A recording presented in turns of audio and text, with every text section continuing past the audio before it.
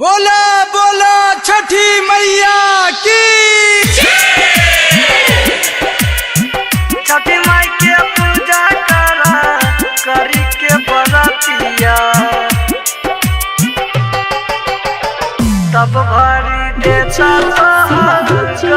दिया।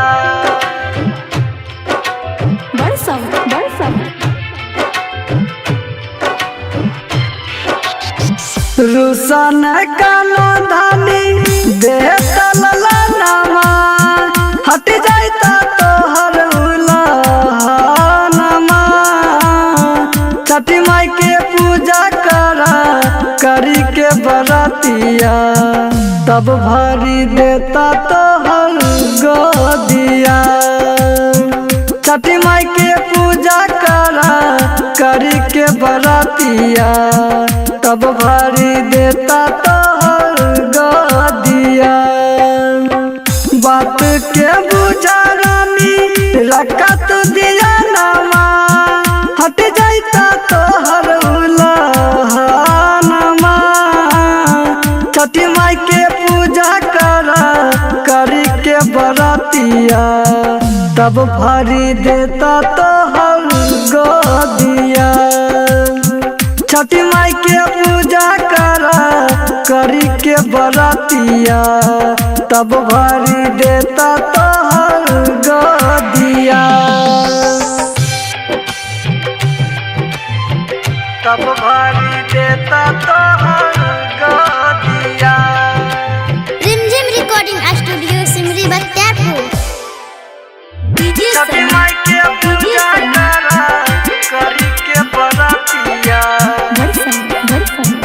तब भरी देता तोहर गोदिया। सुपियर नारियल दीना नद के चढ़ाई हा अपन दुख तू बतैया है।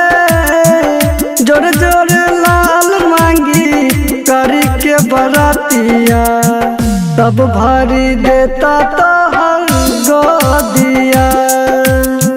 छठी माई के पूजा करी के बरतिया तब भरी देता तोहर गोदिया। सुनी के दर्शन देता सूरज गोसाइया सत सत यादित मल भैया है। बाजिन के एक साथ देचे बेटा बेटिया धीरे धीरे भरी देता गोदिया। छठी माई के पूजा करी के बरतिया तब भरी देता तोहर गोदिया। बोला बोला छठी मैया की। तब भरी देता तोहर गोदिया। छठी माई के पूजा करी के बरतिया तब भरी देता तोहर गोदिया। नदी बीच खार रहिया करी हया राजिया सुंदर हो जाता तोर बरतिया। सफल हो जइबो करके छठी के तपस्या तब भरी देता तोहर गोदिया।